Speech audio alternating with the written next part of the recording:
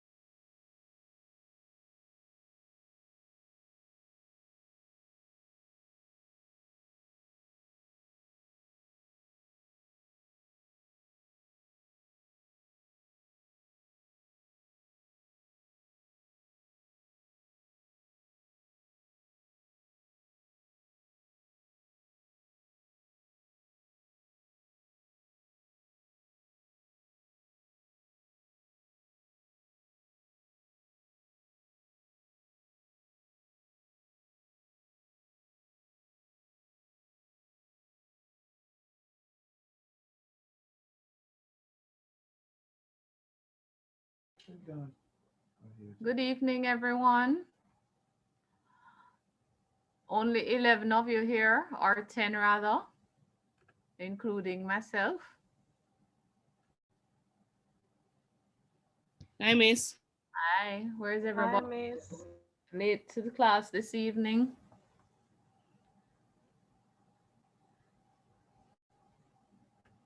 Miss Baby, them I used to there for do for them shopping. Well, Lockdown. true. And it's a lot of days of lockdown Yeah. approaching. Yep. So if you're scared, then that's it. I wanted to use this evening primarily for you all to do some discussion in terms of your literature maps, um, because that is really the first step of the lit review. That is going to be critical for you in your groups to have an understanding of how to do that. So I really wanted persons here for that discussion, and then for you to do it in breakout rooms with some consultation time with me. Um, Also wanted to use the time to go over the use of Refworks and the online databases through the library as well, because there's no way that you're going to be able to write a literature review if you're not um, accessing the online databases adequately. And so that is very important, extremely important to the chapter 2, the preparation of chapter 2. So I am hoping that your classmates join us, the rest of them. 16 others will join us soon. I'm going to begin by showing a video on the lit review, and hopefully while I'm showing that, a few others will join. Any questions before we start? No, Miss. Okay. All right, give me a second.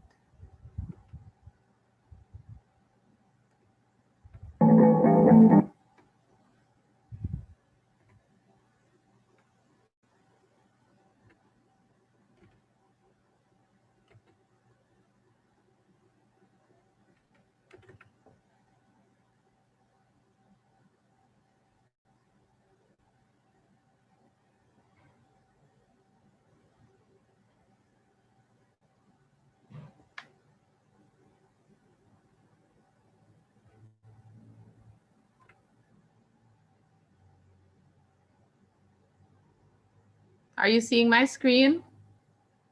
Yes, Miss. Okay, all right. And let me know if you can hear the video when I start playing it. Yes. Okay. Hi, everyone, and welcome. One thing that I promise you today is that this presentation is going to last less than 30 minutes.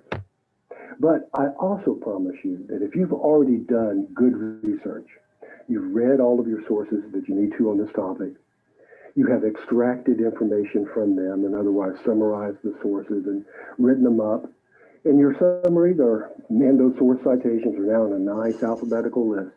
If you've done that, what is called annotated bibliography, and you're ready to start on this literature review, I guarantee you that if you follow these steps I'm about to give you, you can write the rough draft of this literature review in 30 minutes or less.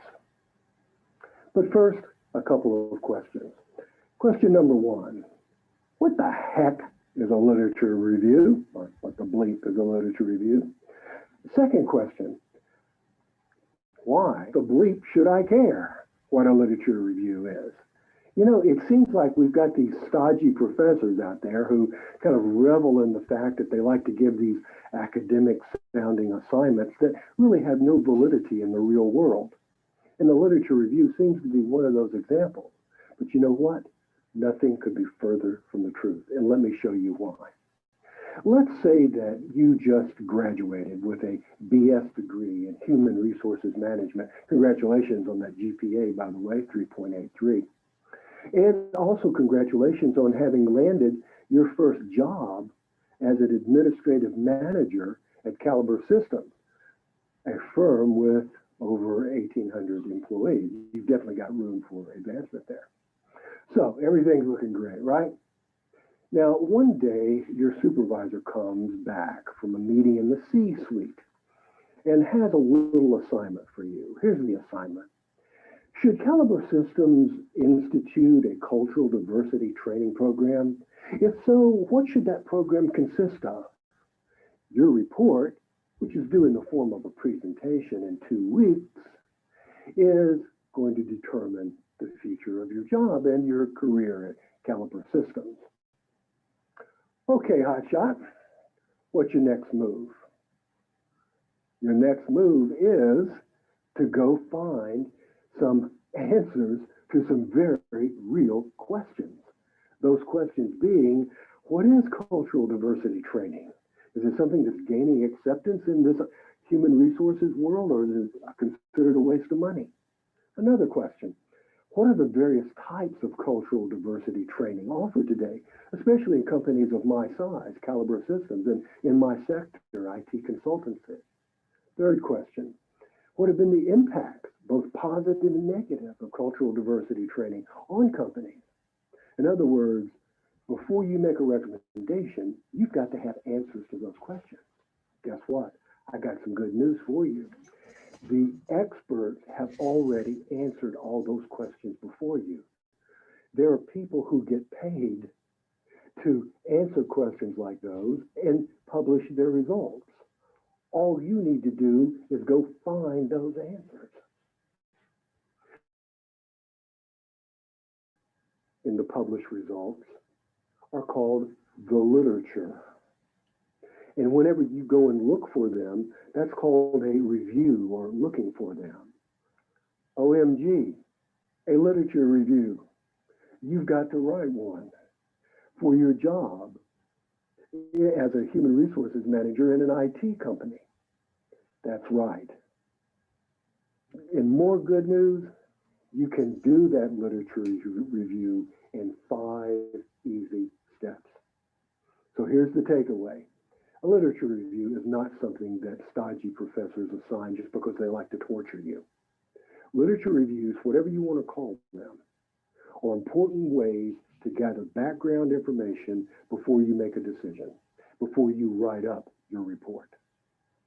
Now, let's take a look at those 5 easy steps. And once you know them and you've seen them illustrated, I guarantee you that you're going to be able to write this literature review in 30 minutes or less. When you do background research, you record the source of the information to allow others to validate what you say, along with the details of what you found. So after completing your research, you'll have a list that looks something like this.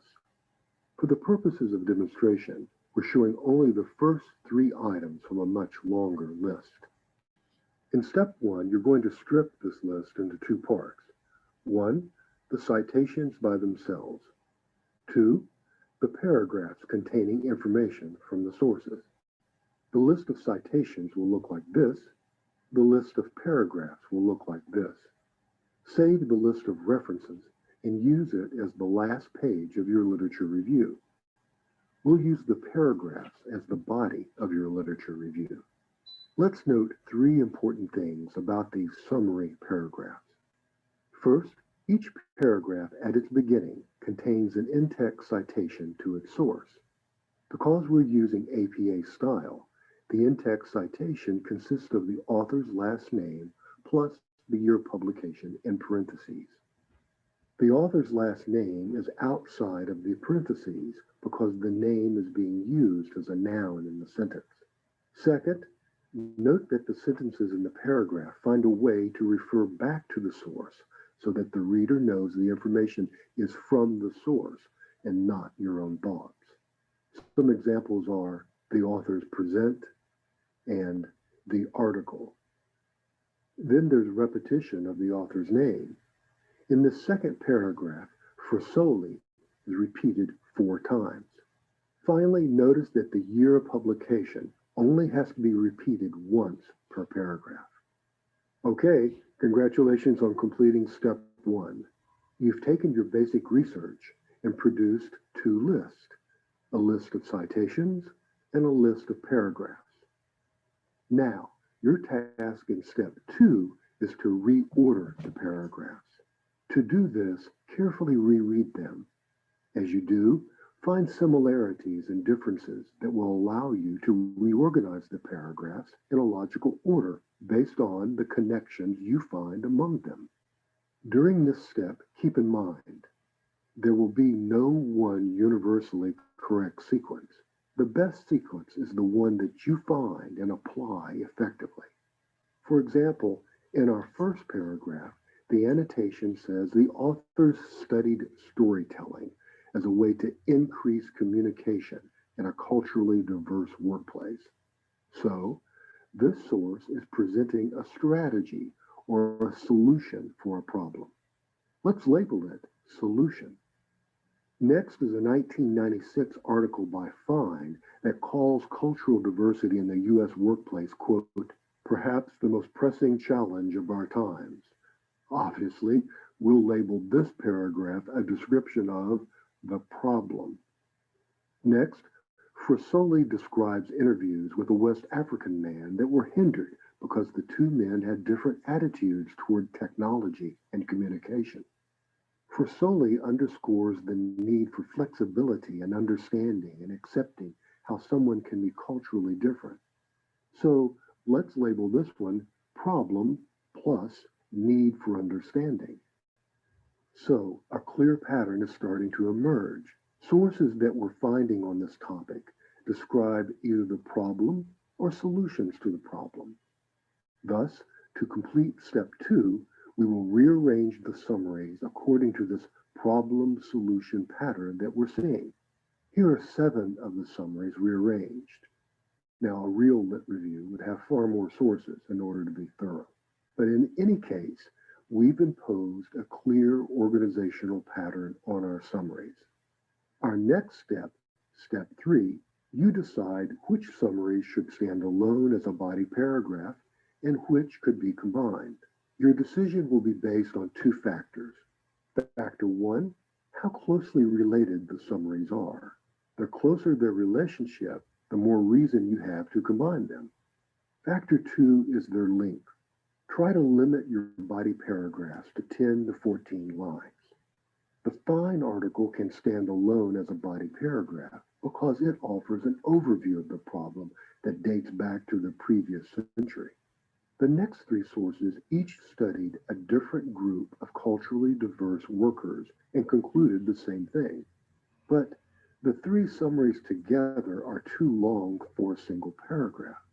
So the first 2 can be grouped on the basis of geography, a man in West Africa and non-native workers in Australia, thus presenting a worldwide problem. The Sweeney and Zhu study brings us back to the US and is long enough and important enough to merit its own paragraph. All 3 studies, now combined into 2 paragraphs, are tied together by one theme. Mastery of language by itself is not enough. Preparedness to deal with cultural differences is also necessary. This need to be prepared provides a natural transition to the last 3 summaries that all discuss solutions. So the body of this literature review will have 5 paragraphs.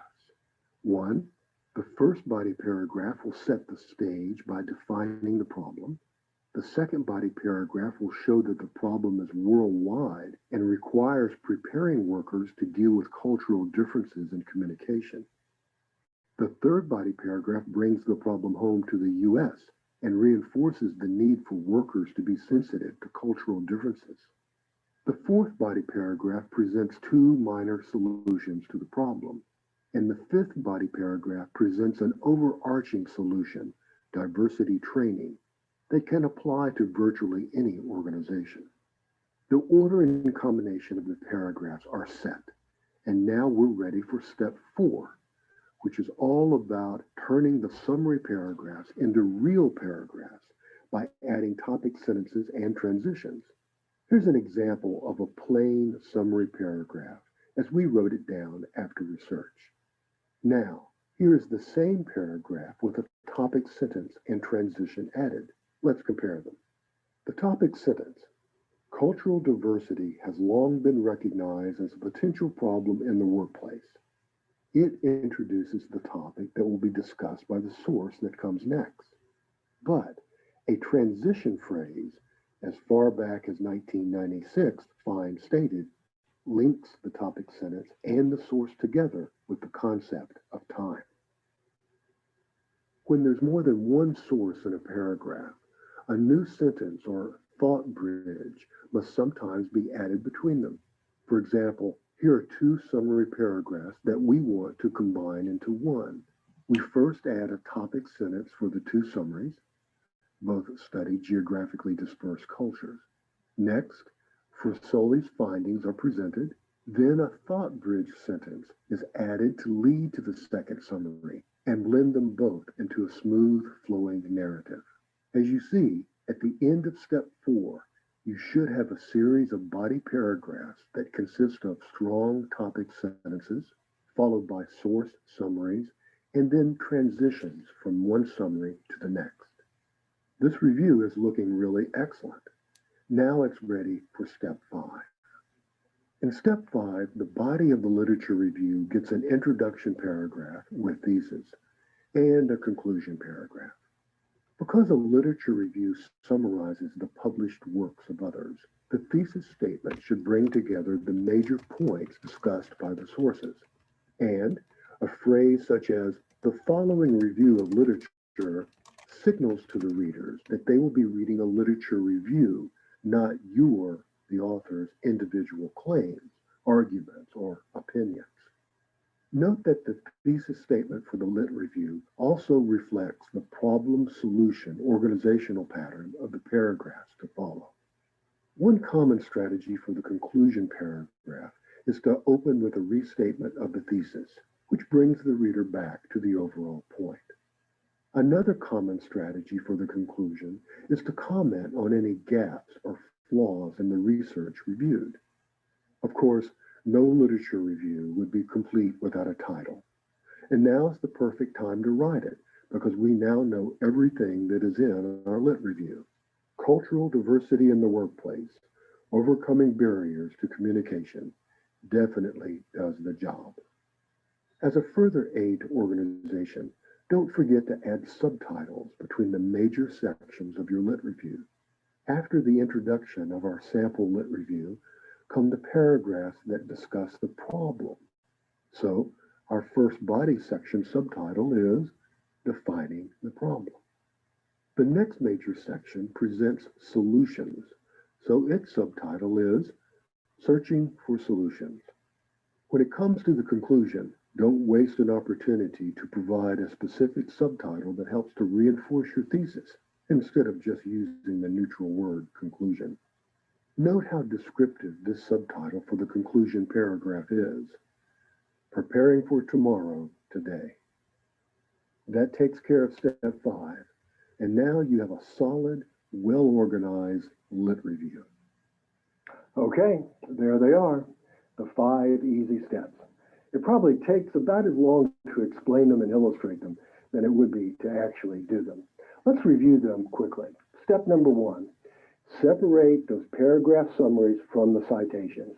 Save the citations for your reference page, and then you're going to turn those paragraph summaries into your literature review. And in doing that, the first thing you're going to do is to rearrange those paragraph summaries in a logical order that presents itself to you as you reread them. And the third step is then to combine whatever summaries need to be combined. And then the fourth step is to add in those really important topic sentences and transitions so that they read together smoothly. And then add your introduction and the conclusion paragraph. And you've got yourself a literature review. One last thing I want you to keep in mind about a literature review is that the literature review is only a preliminary step. In other words, it's something that you do to gather background knowledge, to kind of bring yourself up to date to the state of the art so that you know exactly what has gone on before and what's taking place right now. You're the expert. So you use the literature review to make yourself the expert on that topic. And once you've got all that background knowledge, then you can write about it. Then you can write your thesis. Then you can write your argumentative report. Then you can do your presentation because you have made yourself an expert via the literature review. Okay, thanks very much for watching the presentation, and I wish you the very best of luck on your literature review.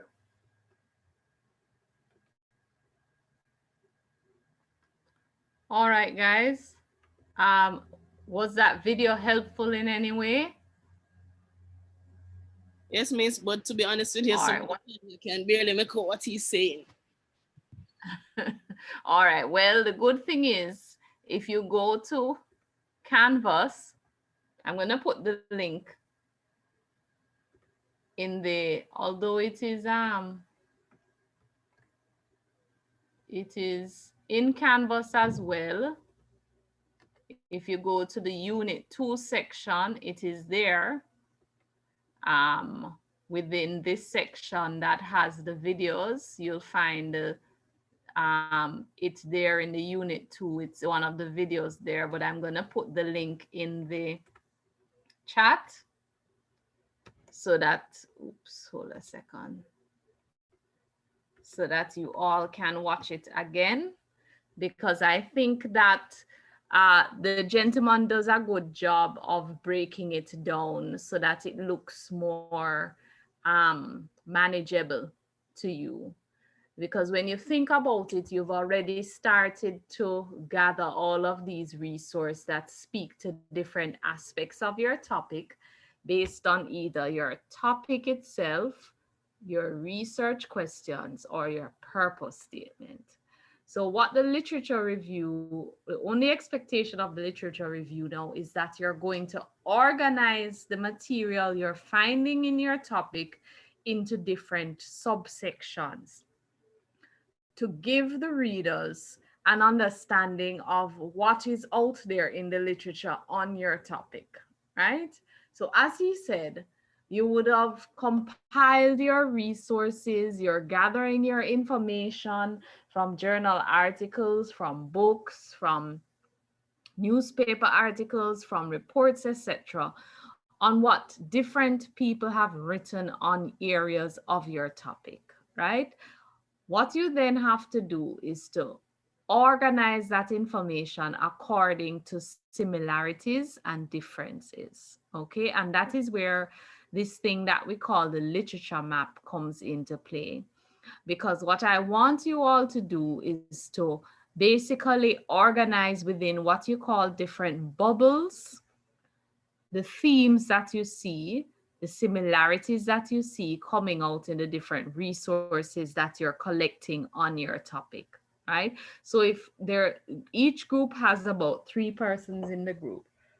So you're going to split up amongst yourselves. You're going to say, all right, one person will look at this aspect of the topic.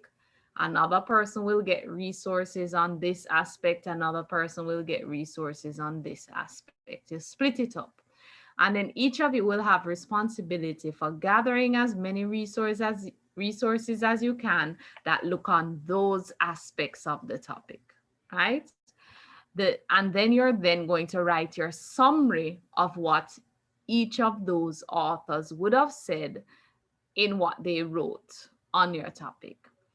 In your lit review, all you're basically doing is to discuss what these different authors have said and the research that they've done related to each of those areas of your topic. And you're going to compare and contrast how they have addressed your topic from different perspectives.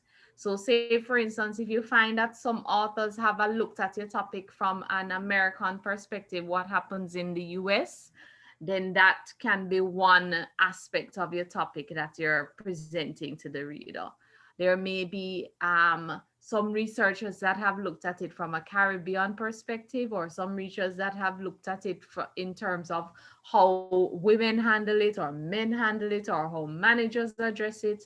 So it is for you to look at the patterns that you're seeing come out in what you're when you're looking up information on your topic, and to better summarize it so that your reader has an understanding, a broader understanding of what has been written out there and what is available out there in the literature related to your specific topic. All right. Any questions? I'm going to now show you, when I say literature map, what I'm referring to.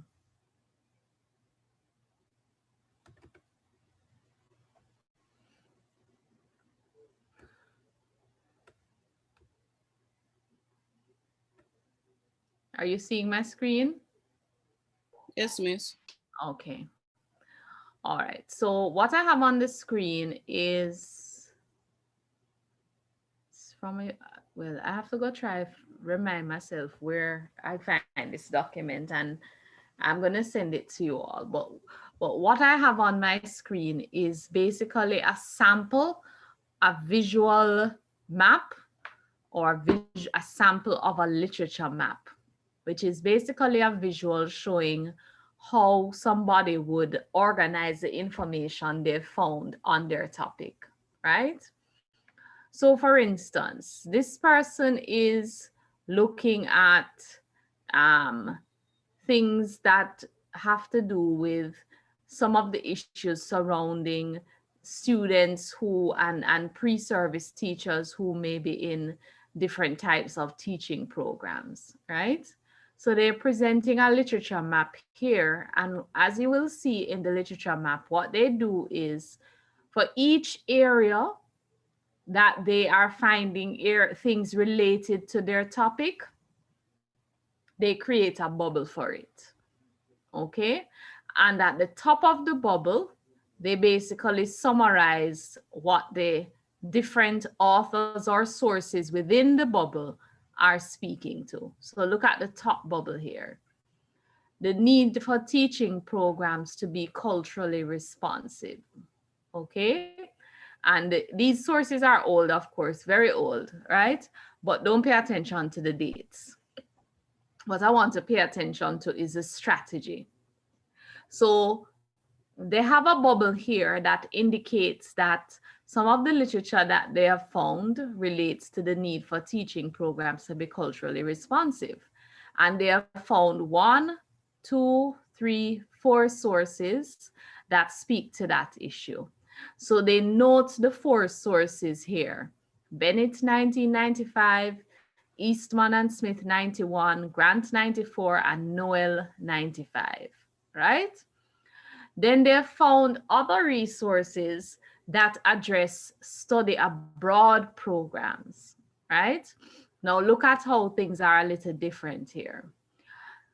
In terms of looking at study abroad programs, you see these arrows here pointing to about 1, 2, 3, 4, 5 different boxes, bubbles, okay?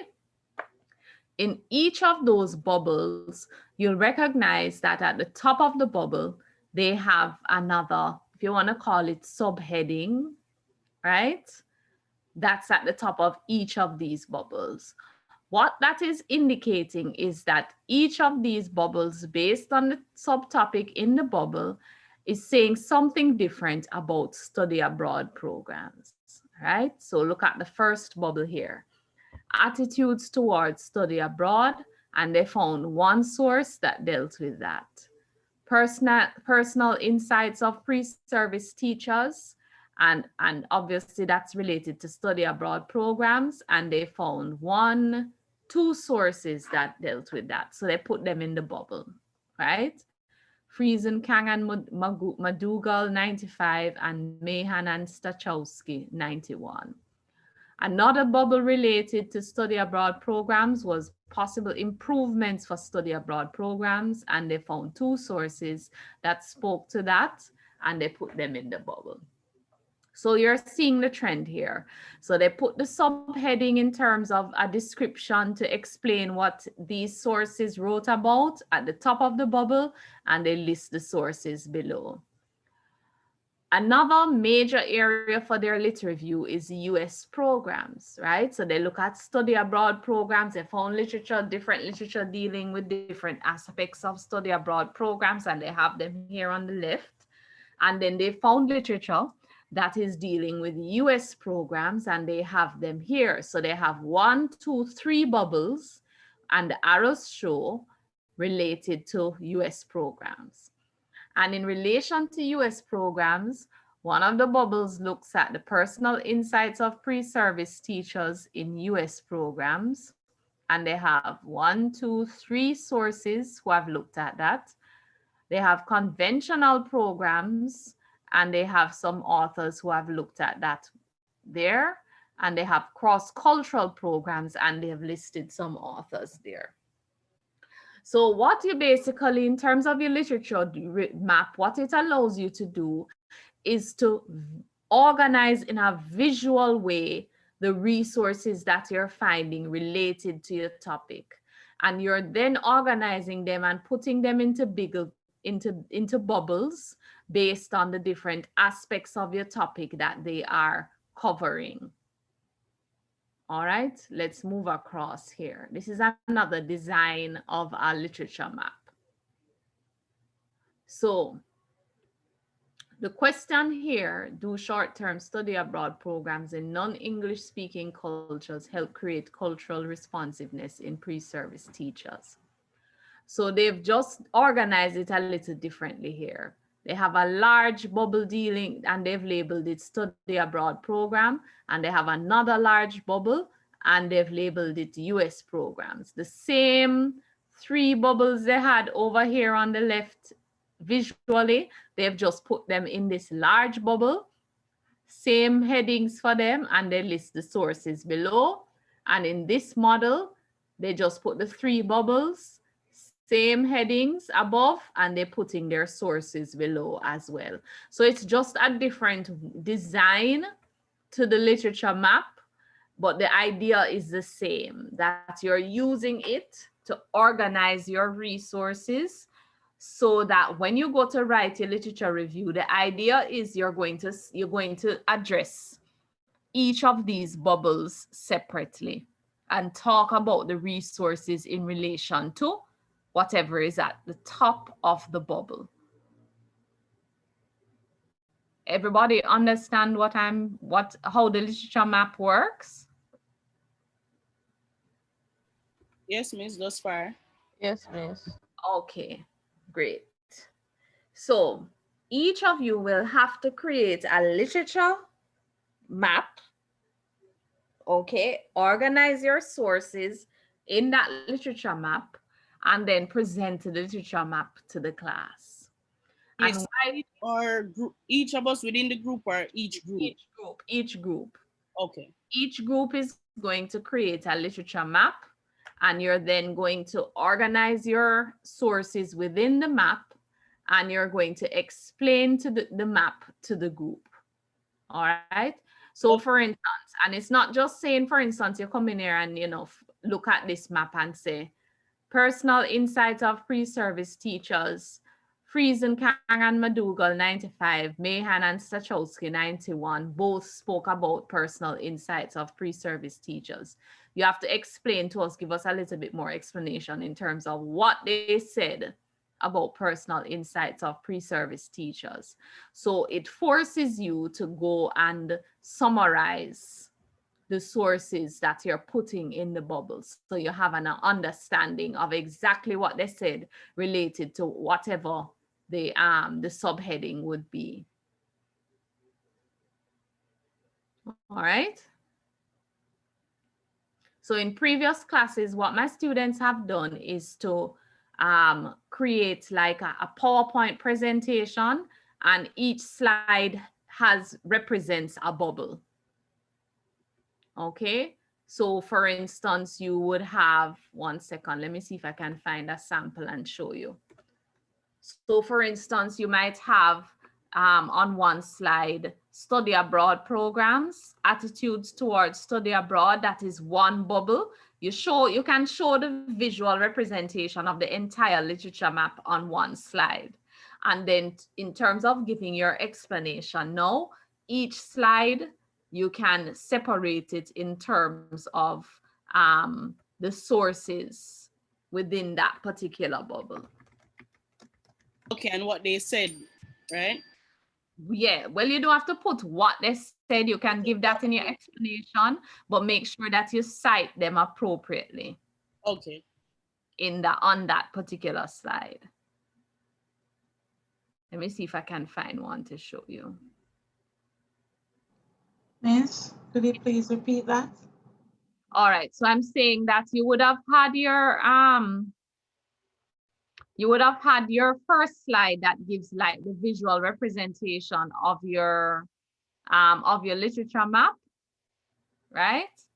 And you're going to then, for subsequent slides, put each bubble on a separate slide, or the information that would be in each bubble, put it on a separate slide so that you can go into a little bit more detail and explain to the class what each of those sources said about the theme that you're covering or that particular subtopic.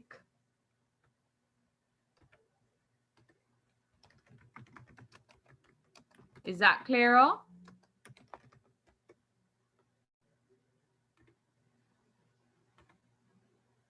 Hello? Not really, Yes, miss. miss. Yes, miss. All right, Well, I tried to find a sample to show you. Give me a second.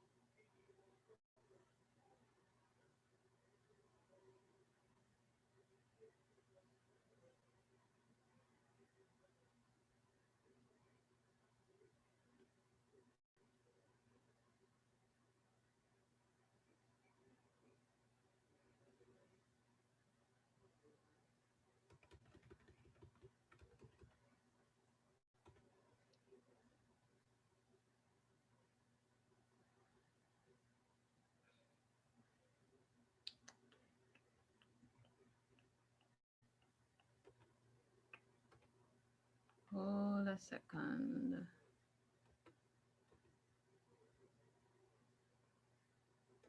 I have too many things open. That is part of the problem.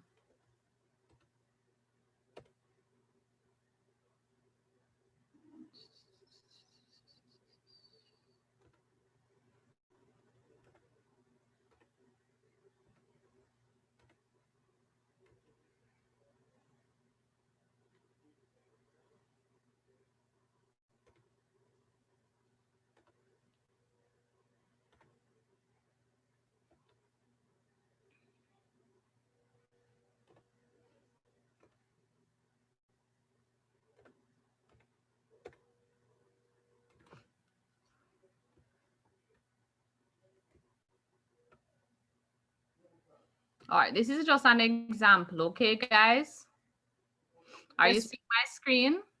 yes, miss. All right, so what I'm saying is the first slide of your literature map, you're going to have your topic up here, right?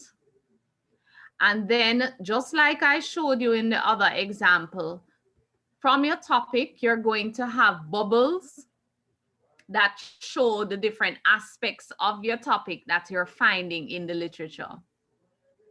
Okay? So for each of those, and I want to go back to, before I show you that, I want to go back to the other document that I had up up just now. Where is it? All right, here it is. So you first, are you seeing the literature map again? Hmm? Yes, miss. Yes, miss. Okay, so your first slide, you're going to have something like this. You're going to have your topic at the top, and then I want to see all your bubbles represented on the slide for the different areas that you're finding related to your topic. Okay, that would be the first slide. Get me?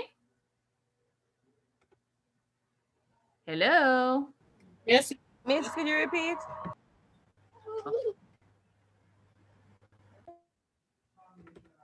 Your first slide, you're gonna have your topic, and then I want to see a visual representation of your entire literature map. You can either use something like this one, or you can put it like this one. Okay, Miss, thanks. All right, that's your first slide. Your second slide, basically what you're going to do is to take each of your bubbles, all right, and they have put like 3 bubbles on a slide, but my recommendation is that you put each, after you show the first slide that shows your entire literature map, each slide looks at one of your bubbles by itself. All right, and so you're gonna have the bubble, and you're going to look at, for instance, their first bubble, the subheading for the bubble was self-esteem and self-worth, right? And they found different authors that looked at aspects of self-esteem and self-worth. So what they did was to put the name of the article, but you don't have to do that. If you want to, you can do that, right? But you have to cite the authors. So for instance, they found that Baumeister, Campbell, Kruger, and Vaughn's 2003 also looked at self-esteem and self-worth. Go down a little further. Ding, Wang, and Zhu 2012 looked at self-esteem and self-worth as well, right? Kiwimaki and Kalimo looked at self-esteem and self-worth as well, and Rajim Singh and so on. So they found about 5 different authors that looked at self-esteem and self-worth. Go over to housekeeping issues. They found about 5 different authors or more that looked at that as well, and they've cited them, and personal development, and so on and so forth. All right, so that what you should be coming to the class to explain is how you've organized your information. So if you want to call them like your sub themes or your themes you're finding on your topic in the literature, each of those would get a bubble, and then you're going to cite the sources that you found that have written about that theme within the bubble. You with me? Yes, miss. Yes, And Miss. so what I'm saying is separate each of those on a separate slide. I don't necessarily want you to put it like they have it here. So self-esteem and self-worth would get its own slide. Housekeeping issues would get its own slide as a theme. Personal development would get its own slide. Okay? Yes, miss. So when you come to talk to the class about what you found, I want you to be able to say, for instance, Brazer 2007 in his article on Cleaned with Pride looked at, and you explain and summarize what that source looked at and what they found. Okay, so that we get an understanding of what each of your sources would have, what you would have learned from each of your sources related to that theme. Understood? Hello? Yes, miss. Yes, miss. Okay, so Yes, Curtis, I will post the recording as soon as I get it, right? So the literature map exercise is an opportunity for you to show to the class what you are finding in the literature and the different things you're finding in the literature related to your topic. All right, and the different themes you find coming out. And remember what I said to you earlier in my previous class is that you are to come look for synonyms of the keywords in your topic, in your research questions and so on, and search by that. And you start broad in terms of Yeah, the internationally, synonyms we did for and search you get by more key from specific. keywords. Jaja. Okay, so you get more specific as time goes on, because you don't want to just get broad searches. You want to get as filtered as possible, come as close to home as possible, but you have to start broad. All right, you have to start broad because you have to get a global perspective on your topic in terms of what different people have written from an international perspective on your topic. And then you filter down and you come closer to home. So you start internationally, then you look Caribbean, and then you look Jamaica if possible, right? Because you may or may not find anything related to Jamaica on your topic because it may not have been done, right? So it all depends on the topic that you have. So you start broad and then you filter down and get more specific. So for instance, you're looking at performance management, you start very broad with performance management, you look to see what are some of the different things that they are highlighting where performance management is concerned, right?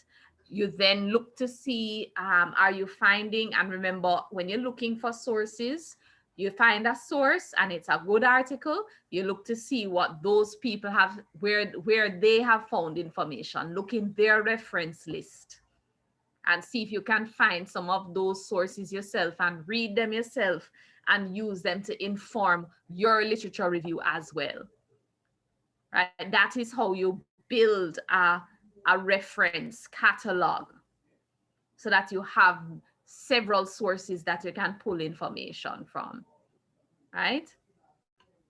It's going to be very important that you utilize, as I said before, that you utilize Refworks. Now, there was a question last class about the use of Refworks and how to pull in information from resources outside of the library databases. Hold a second there. Might just get a message that my internet connection is unstable, so I hope I don't lose um, access. No. How many has anybody tried to enter as a resource manually in Refworks? Have you tried? Miss, when you say manually, what do you mean? All right, so Refworks, you can do it one of two ways, right? All right, let me share my screen.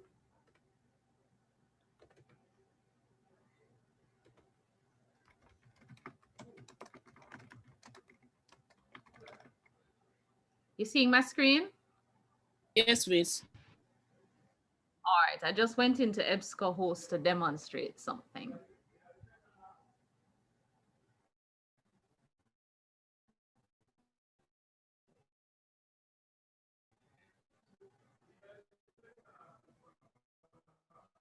So let us see what's going to come up. But usually when you do a search in EBSCO or one of the online databases, there is a link through the library. All right, that's a chapter. Let me try and see if I can find an article. All right, here's a journal article, right? Online performance-based management and evaluation system. as an instrument to manage the quality of institutional performance at UTech, right? All right, so this is an article that they have here. Now, usually when you go to Refworks, say for instance, you want to export it to Refworks, you have the option here. So you can do a direct export to Refworks, right? And save. I've never done that. Okay. We But do what when we research and we find something, miss, we would normally like download it to our device and then upload to Refwork. oh, okay. Well, that is the manual way. Then But I guess we've been doing it manually. shortcut, because you all should have created Refworks accounts, right? Yes, miss. So this is the shortcut. You do it that way now, so it takes you directly into your Refworks, which you would have set up already. And say I want to save, I've created some folders, right, beforehand, or you can create a folder if you don't have one here. So I've created, so I want to put it in research methods class, right? And then I'm going to say import to research methods class. And it saves it in that folder, right? So I come over here now and I look for my folders, right? And see, you can add a folder. So you can go ahead and add your folders. So see the article, see it here? This is what I just, so I can, this is the reference here. You can view the full abstract. They've saved everything for you already here, right? And I think if you click on this, Miss, it will take you back to miss, the, what I noticed happened to me today is like I saved something in Refworks and then like I wanted to read it. So I double click it to open it, right? Because if you just click it once, it's gonna do like what you're seeing there now. So when I double click it to read the article, it's like the wording changed. Like I couldn't, it wasn't legible. I couldn't. okay, I just double clicked it and it opened this. So I'm not sure. And then when I click on that, which was here in this section, it takes me back to the article in EBSCO. Well, I never do that. It just I double click it and it open within Refwork. You know, like if you put something in Canvas and you click on the thing, it opens in Canvas, separate from downloading the link for it to take you directly there. That's what happened, but it changed the wording. Like I don't know. Try it again and see if it happens. And then remember, you always have the chat option on the library web page here if you're having difficulties to ask a librarian for assistance. Okay. Okay. So always go back to the library page and look for this green bubble. If they're not there at the time, then you can put the message there and they'll respond when they check the messages. Okay. So when you save the resource from the EBSCO host, everybody saw what I did and how I save it, or you need me to show you give you another example? You can give another example. All right. So this was just a random. Anybody want me to do a particular search for them? Nepotism. Nepotism in the workplace. Today not play. All right. So nepotism when I put in nepotism in the workplace, I got 19 results. Maybe let me just put in nepotism and see how many I would find.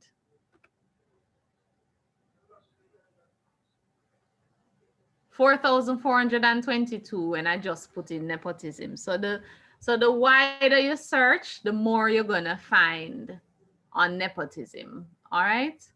So these are all journal articles, but I'm looking for one where there is an attachment. Which database is you're searching in, by the way? EBSCO host. EBSCO host is free? Once you're signed in as a ECC student, I had sent the passwords and so on to access it to I put them in Canvas some time ago. Let me send it to you again. Yes, please. Thanks. Hold on, stop share. But I think it's in, if you look in Canvas, there's an announcement called Refworks. And if you check that announcement, the passwords for the databases are there as an attachment. So you look for that announcement and the passwords for the databases are Okay, there. Miss. Will do. Thank you. Okay. All right. So I'm downloading it again to share in the chat. Let me see if I can. Let me see how we do this again. Chat file.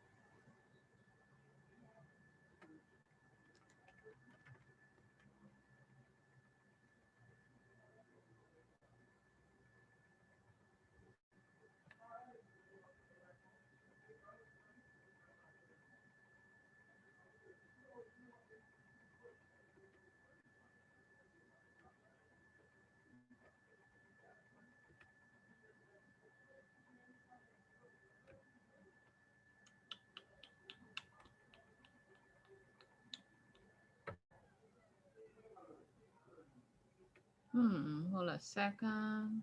It should come up.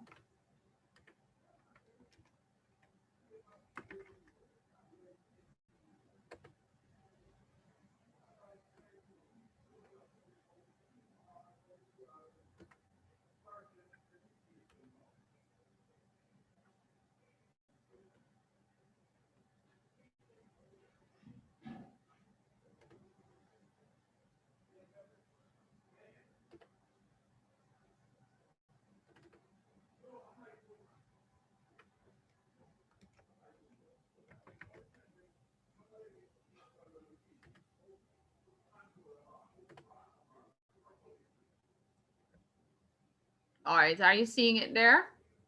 You look in the chat.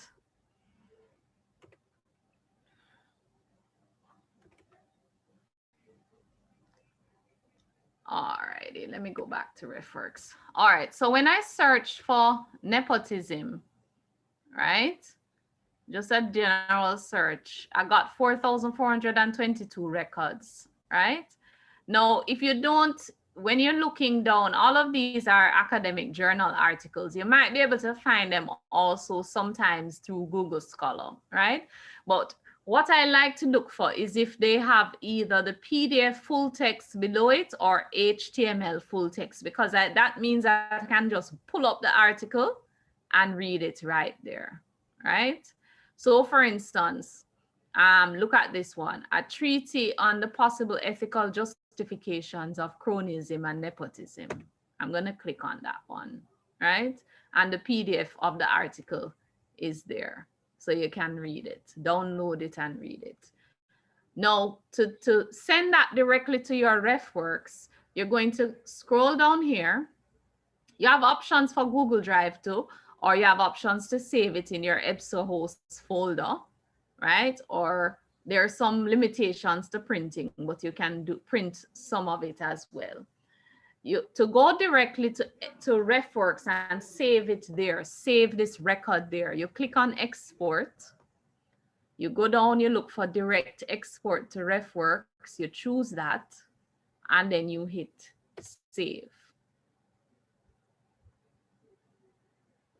It will take you here, continue exporting to Refworks, yes. Assign to a folder, yes. Research methods class, okay?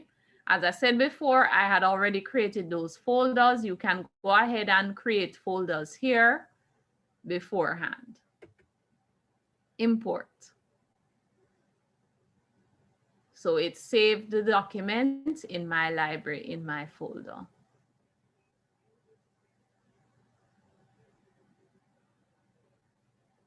Here it is. Click on that, which is the record, and this will open.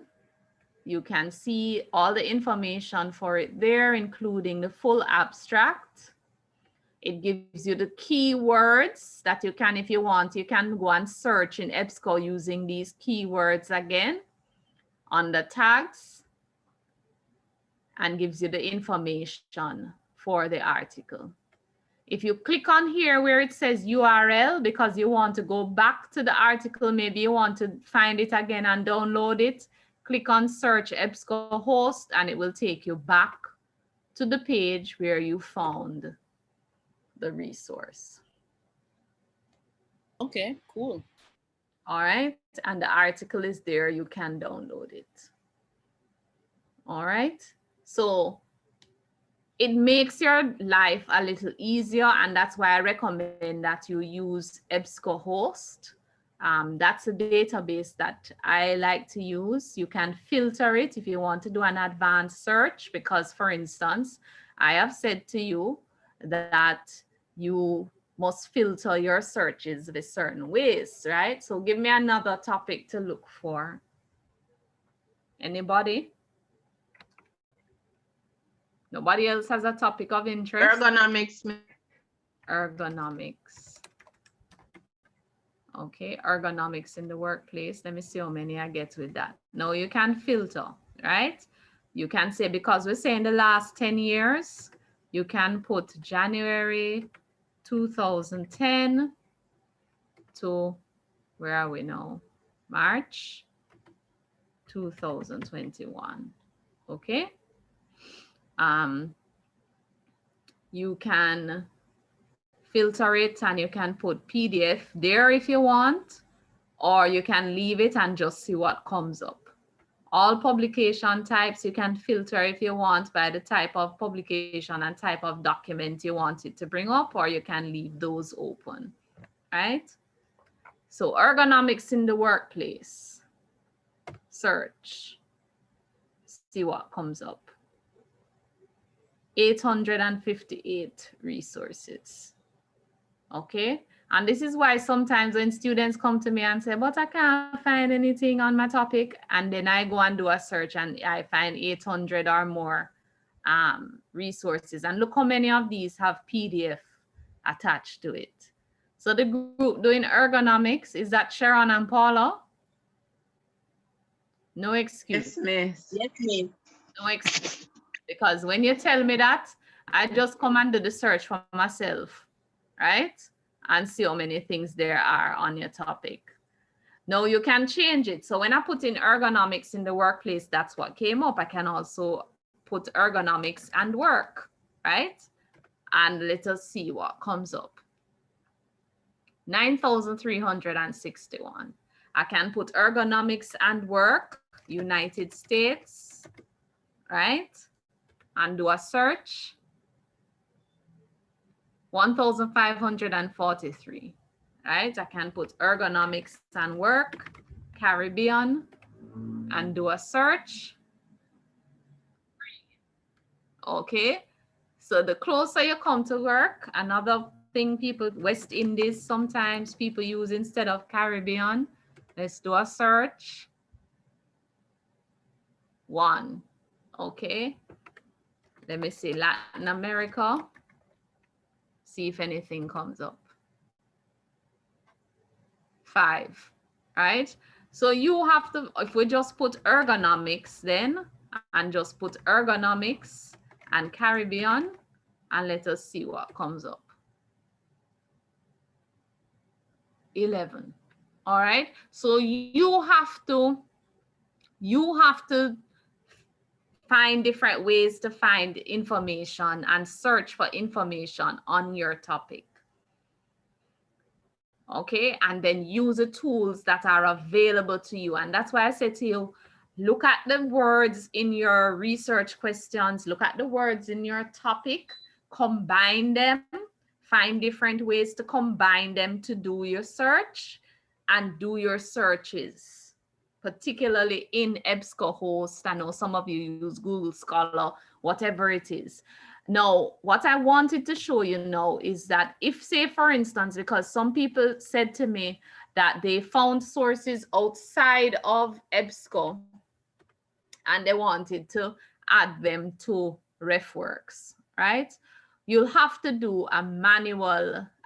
Right now, the librarian is looking into it to see if there's another way to do it. But as of right now, the way that she and I know how to do it is to add the source manually. So if you find it outside of one of the library databases we're subscribed to, then you're going to, it's not going to be as easy as we just did here. You're going to have to add it manually. So what does that mean? You would have downloaded the article.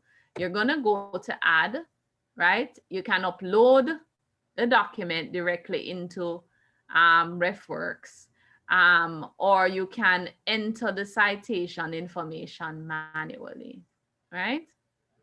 Let's try both ways. So create a new reference. Let me download one of those resources now and show you, right? Okay, so I have it opened here and I have hit download, right? And it is here and I can download.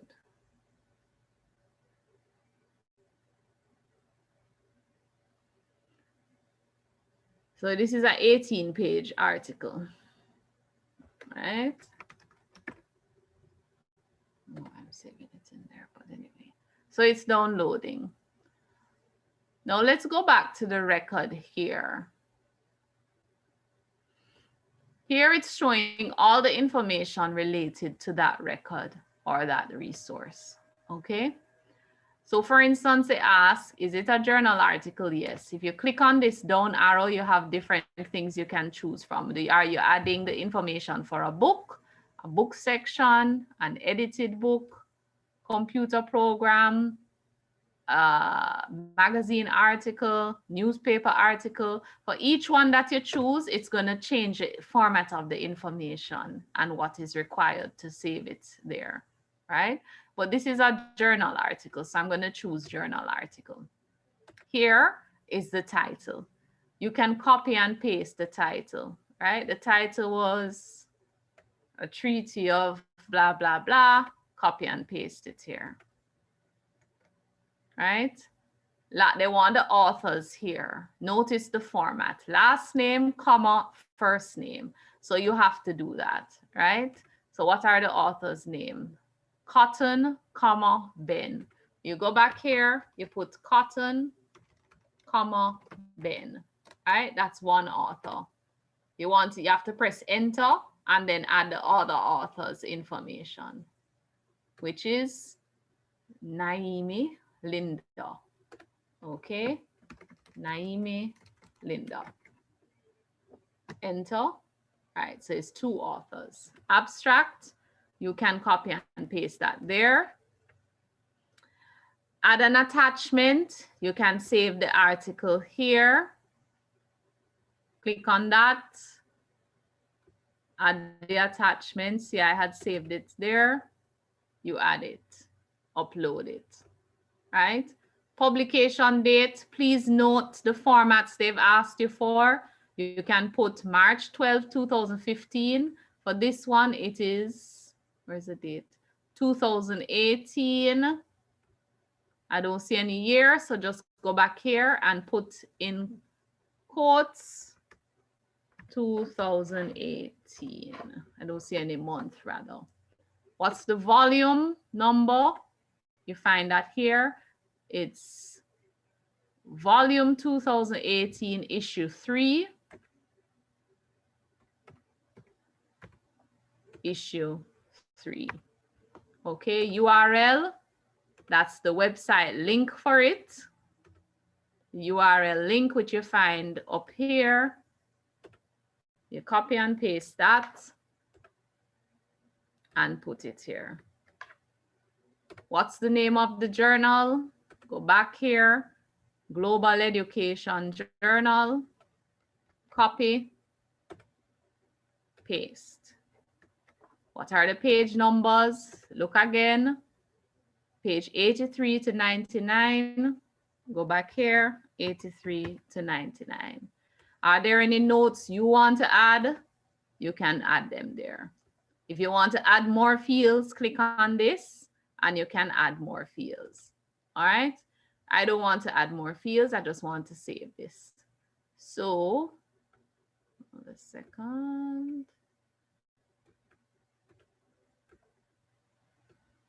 So that is it for me. All right. Save. Okay, and it has now saved the information for that resources and the article is attached.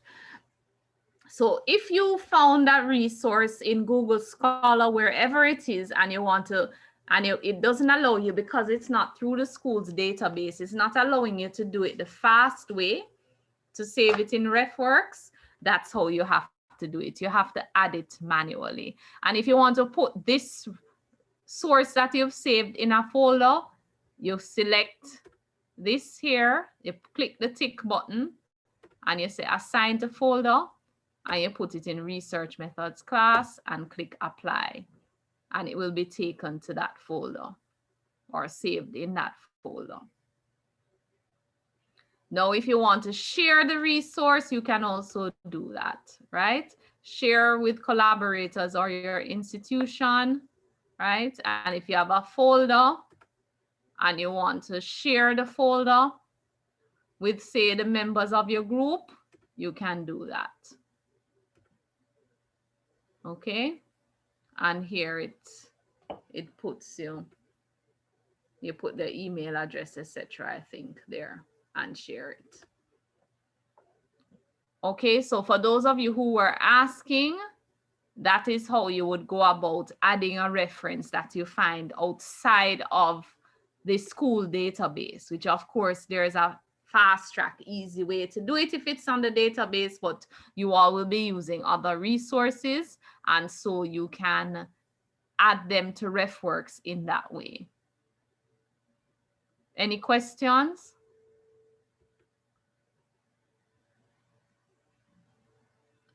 Are you all there? Yes, miss. We're here. We're here, miss. We're here, miss. Okay.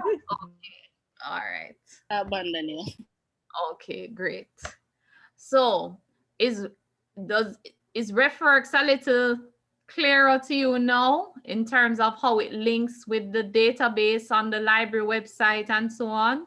Yes, miss. But I think one of our main problem was we weren't using the one that the database that you just told us about. So that's why we were putting our references manually. Okay. All right. So when you go to the library page, and you say click here to access our e-resources, you see all of these here, and you use the passwords I just sent you, depending on which one you're trying to access them. The one that I like is EBSCOhost, but there is Springer, there's ProQuest, and there is Sage. When you click on EBSCOhost, it's best if you go to, well, I already saved my password, so it's just gonna think there, but this one here, all academic databases. Okay, and it will send you to the page that we were just on. There are others. There's EBSCOhost ebooks here, which you can also reference and search. All right, any questions? No, miss, no, miss. All right, so Monday we're not gonna have class because it's Easter Monday. All right, but what I want you all to come prepared for class next week Wednesday to do is to show me what you found in terms of the initial things you're finding for your literature map and how you are organizing it. I want each group come. We're not going to present it in Wednesday's class, but you're going to be in your breakout rooms, and I want you to be prepared to show me what you have so far in terms of how you think you're going to organize the information, and how many resources you found related to the different sub areas of your topic. Okay. Okay. All right. If there are no other questions, this is where I'm going to end class this evening. So you all have a holy Easter break. And remember that Easter is more than just bun and cheese. Okay? I'm gonna get none. And don't wait your shopping for the lockdown until Thursday evening late, if you can. Okay. Or yeah, because Friday you might have to go out on Saturday early and get something if you do. All right, guys. So I will see you next week, Wednesday. Okay, miss. Take care and enjoy your weekend. All right. Thank you. Be safe. Bye. Miss.